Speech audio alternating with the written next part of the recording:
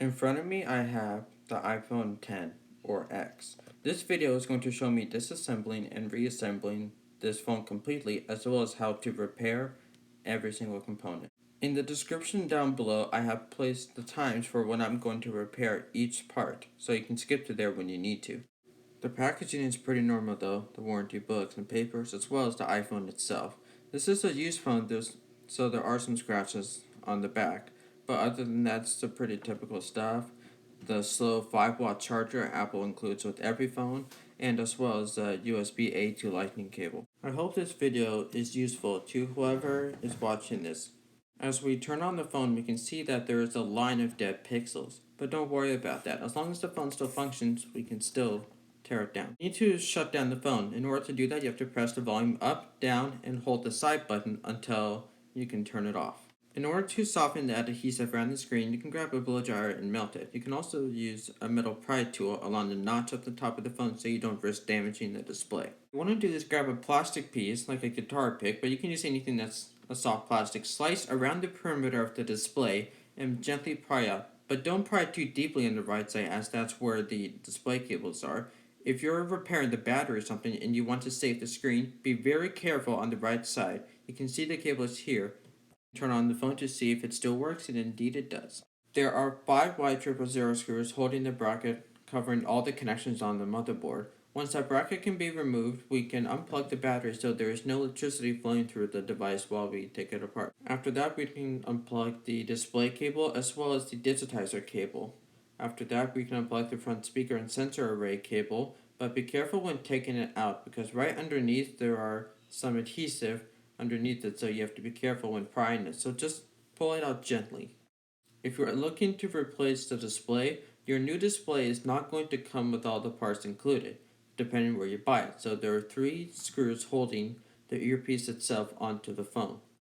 After the 3 screws are removed and place them somewhere organized away from the others, the front speaker can pry down from the phone without any adhesive, but the sensors itself you have to pry out. There's 3 of them, so be careful. Since Apple took away the home button, it is a lot easier to replace the display, but it means it's more expensive. This time, the display is OLED, not LCD. Let's move on to the battery.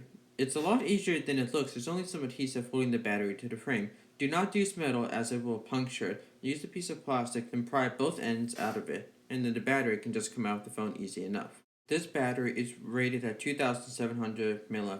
It's also a dual cell battery, meaning it uses 2 cells of the batteries and it combines it into one. To remove the camera, there are 2 Phillips head screws holding the suspiciously useless bracket in place. After that, the 2 ribbon cables can be disconnected and then the camera can just pry out with minimal adhesive. If you ever need to replace a camera, you can just pop a new one right in and it works. We have a 12 megapixel main camera with optical image stabilization, and then on the bottom we have a 12 megapixel telephoto, or as it's known, a zoom camera with optical image stabilization.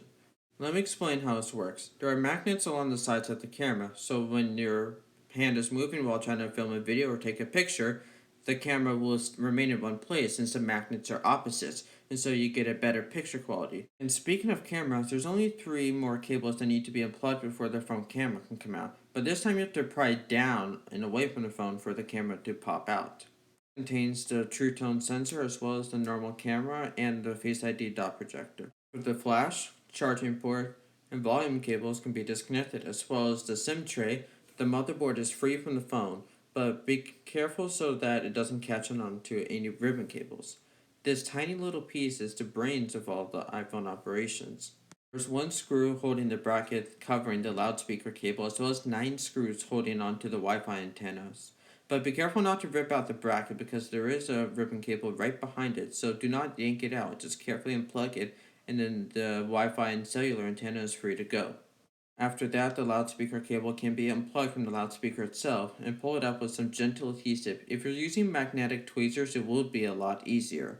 After that, you can unplug the Taptic Engine connector and then it can just pop out very easily. After everything has disappeared, there are 3 stand-up screws to be removed. These are really hard to remove, so just grab a flathead screwdriver and then twist them around until they come out.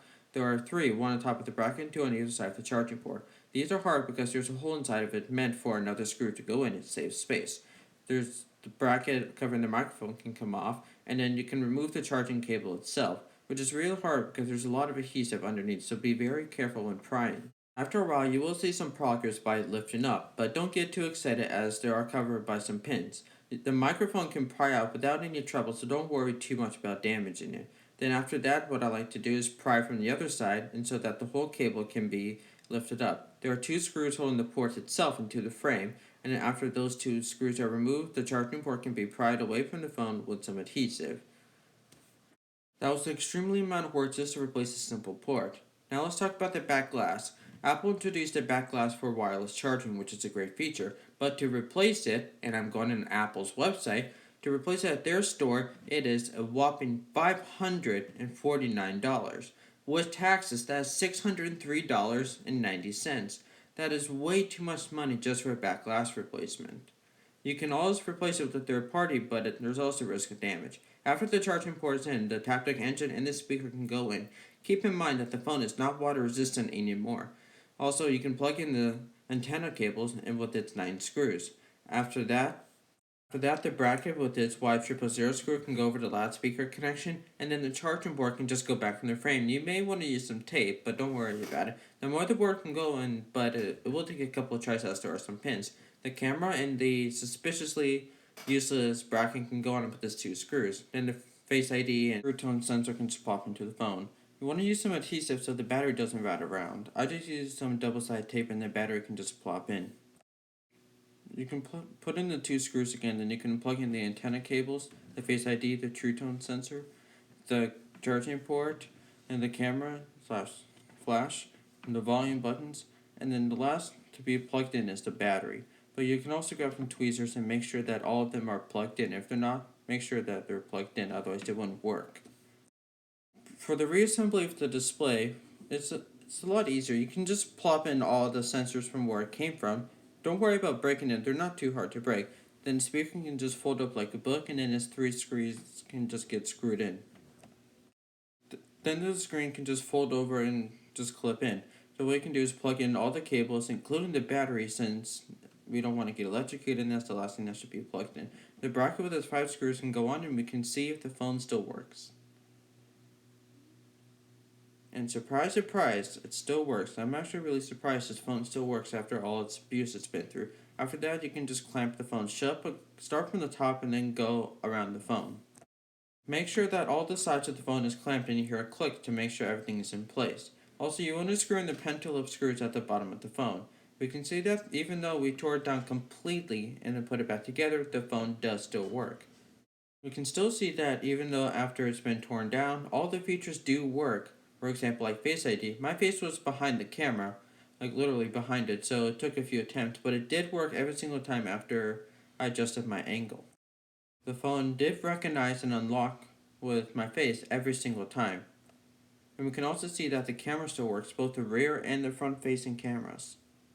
And the biggest surprise to me is that the charging port does still work, it vibrates, and it does make the sound every single time. If this video was useful to you, or if you enjoyed it, please leave a like down below and subscribe for future videos. I'm thinking of doing it with more devices in the future, so stick around, and thank you for watching.